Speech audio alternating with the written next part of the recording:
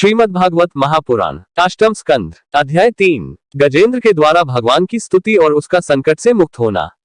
श्री सुखदेव जी कहते हैं, परीक्षित, अपनी बुद्धि से ऐसा निश्चय करके गजेंद्र ने अपने मन को हृदय में एकाग्र किया और फिर पूर्वजन्म में सीखे हुए श्रेष्ठ स्तोत्र के जप द्वारा भगवान की स्तुति करने लगा। गजेंद्र ने कहा, जो जगत के मूल कारण है और सबके हृदय में पुरुष के रूप में विराजमान है एवं समस्त जगत के एकमात्र स्वामी है, जिनके कारण इस संसार में चेतना का विस्तार होता है, उन भगवान को मैं नमस्कार करता हूँ, प्रेम से उनका ध्यान करता हूँ। यह संसार उन्हीं में स्थित है, उन्हीं की सत्ता से प्रतीत हो रहा है, वे ही इसमें व्याप्त हो रहे हैं और स्वयं वे ही इसके रूप में प्रकट हो रहे हैं। यह सब होने पर भी वे इस संसार और इसके कारण प्रकृति से सर्वथा परे हैं। उन स्वयं प्रकाश स्वयं सिद्ध सत्तात्मक भगवान की मैं शरण ग्रहण करता हूँ। यह विश्व प्रपंच उन्हीं की माया से उनमें अध्यस्त है। यह कभी प्रतीत होता है तो कभी नहीं, परंतु उनकी दृष्टि ज्यों की त्यों एक सी रहती है। वे इसके साक्षी हैं और उन दोनों को ही देखते रहते हैं। वे सबके मूल है और अपने मूल भी वही है, कोई दूसरा उनका कारण नहीं है। वे ही समस्त कार्य और कारणों से अतीत प्रभु मेरी रक्षा करें। प्रलय के समय लोक, लोकपाल और इन सब के कारण संपूर्ण रूप से नष्ट हो जाते हैं। उस समय केवल अत्यंत घना और गहरा अंधकार ही अंधकार रहता है, परंतु अनंत परमात्मा उससे सर्वथा परे विराजमान रहते हैं।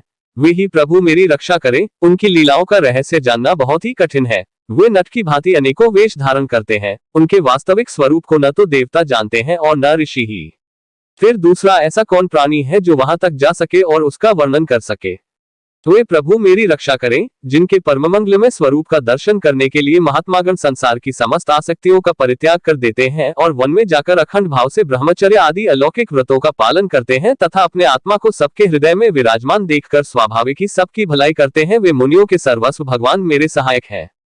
वे ही मेरी गति है, न उनके जन्म कर्म है और न नाम रूप। फिर उनके संबंध में गुण और दोष की तो कल्पना ही कैसे की जा सकती है। फिर भी विश्व की सृष्टि और संहार करने के लिए समय समय पर वे उन्हें अपनी माया से स्वीकार करते हैं। उन्हीं अनंत शक्तिमान सर्वेश्वरमय परब्रह्म परमात्मा को मैं नमस्कार करता हूँ। वे अरूप होने पर भी बहुरूप हैं। उनके कर्म अत्यंत आश्चर्यमय हैं। मैं उनके चरणों में नमस्कार करता हूँ। स्वयं प्रकाश सबके साक्षी परमात्मा को मैं नमस्कार करता हूँ। जो मन, वाणी और चित्त से अत्यंत दूर है, उन परमात्मा को मैं नमस्कार करता हूँ। विवेकी पुरुष कर्म संन्यास अथवा कर्म समर्पण के द्वारा अपना अंतःकरण शुद्ध करके जिन्हें प्राप्त करते हैं तथा जो स्वयं तो नित्य मुक्त परमानंद एवं ज्ञान स्वरूप है ही, दूसरों को कैवल्य मुक्ति देने की सामर्थ्य भी केवल उन्हीं में है, उन प्रभु को मैं नमस्कार करता हूँ। जो सत्व, रज, तम इन तीन गुणों का धर्म स्वीकार करके क्रमशः शांत, घोर और मूढ़ अवस्था भी धारण करते हैं, उन भेदरहित संभाव से स्थित एवं ज्ञानघन प्रभु को मैं बार बार नमस्कार करता हूँ।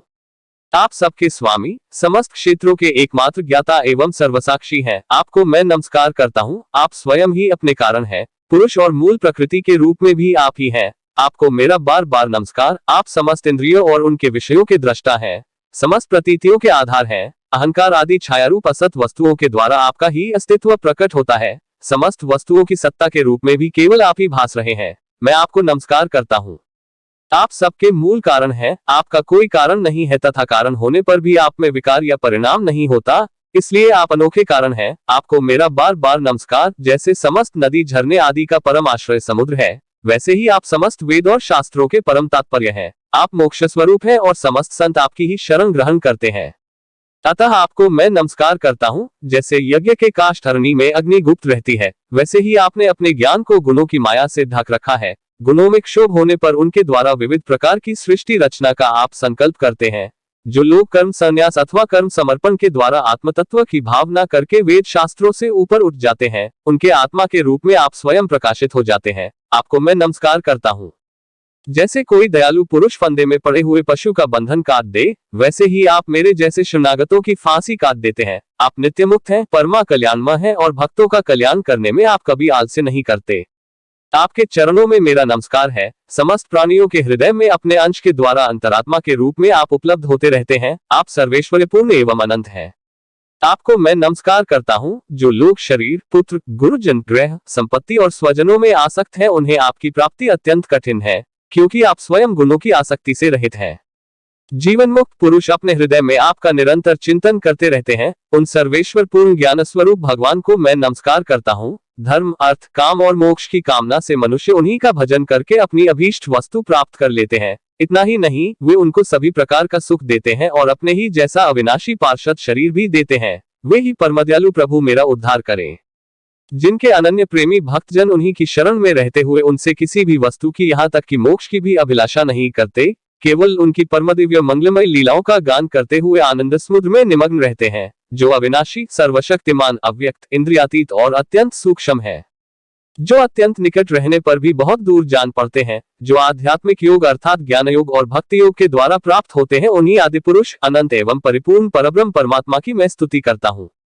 जिनकी अत्यंत छोटी कला से अनेकों नाम रूप भेद भाव से युक्त ब्रह्मा आदि देवता, वेद और चराचर लोकों की सृष्टि हुई है। जैसे धधकती हुई आग से लपटे और प्रकाशमान सूर्य से उनकी किरणें बार बार निकलती और लीन होती रहती हैं, वैसे ही जिन स्वयं प्रकाश परमात्मा से बुद्धि, मन, इंद्रिय और शरीर जो गुणों के प्रवाह रूप हैं, बार बार प्रकट होते तथा लीन हो जाते हैं, वे भगवान न देवता हैं और न असुर।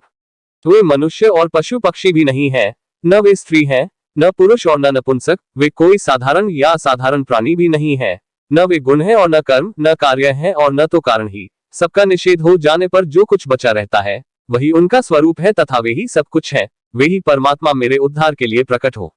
मैं जीना नहीं चाहता। यह हाथी की योनि बाहर और भीतर सब ओर से अज्ञान रूप आवरण के द्वारा ढकी हुई है, इसको रखकर करना ही क्या है। मैं तो आत्म प्रकाश को ढकने वाले उस अज्ञान रूप आवरण से छूटना चाहता हूँ, जो कालक्रम से अपने आप नहीं छूट सकता, जो केवल भगवत कृपा अथवा तत्व ज्ञान के द्वारा ही नष्ट होता है। इसलिए मैं उन परब्रह्म परमात्मा की शरण में हूँ, जो विश्वरहित होने पर भी विश्व के रचयिता और विश्व स्वरूप है, साथ ही जो विश्व की अंतरात्मा के रूप में विश्वरूप सामग्री से क्रीड़ा करते रहते हैं। उन अजन्मा परमपद स्वरूप ब्रह्म को मैं नमस्कार करता हूँ।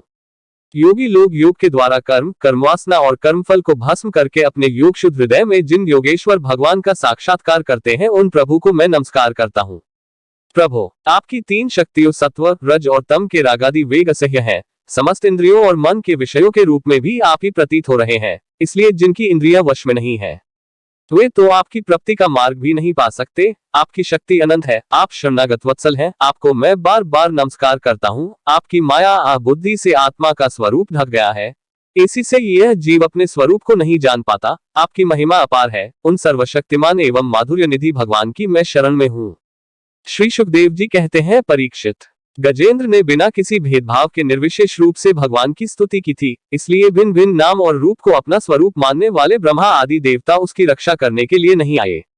उस समय सर्वात्मा होने के कारण सर्वदेव स्वरूप स्वयं भगवान श्रीहरि प्रकट हो गए। विश्व के एकमात्र आधार भगवान ने देखा कि गजेंद्र अत्यंत पीड़ित हो रहा है, अतः उसकी स्तुति सुनकर वेदमय गरुड़ पर सवार हो चक्रधारी भगवान बड़ी शीघ्रता से वहां के लिए चल पड़े, जहां गजेंद्र अत्यंत संकट में पड़ा हुआ था। उनके साथ स्तुति करते हुए देवता भी आए। सरोवर के भीतर बलवान ग्राह ने गजेंद्र को पकड़ रखा था और वह अत्यंत व्याकुल हो रहा था। जब उसने देखा कि आकाश में गरुड़ पर सवार होकर हाथ में चक्र लिए भगवान श्रीहरि आ रहे हैं, तब अपनी सूंड में कमल का एक सुंदर पुष्प लेकर उसने ऊपर को उठाया और बड़े कष्ट से बोला, नारायण जगत गुरु, आपको नमस्कार है। जब भगवान ने देखा कि गजेंद्र अत्यंत पीड़ित हो रहा है, तब वे एक बारगी गरुड़ को छोड़कर कूद पड़े और कृपा करके गजेंद्र के साथ ही ग्राह को भी बड़ी शीघ्रता से सरोवर से बाहर निकाल लाए। फिर सब देवताओं के सामने ही भगवान श्रीहरि ने चक्र से ग्राह का मुंह फाड़ डाला और गजेंद्र को छुड़ा लिया।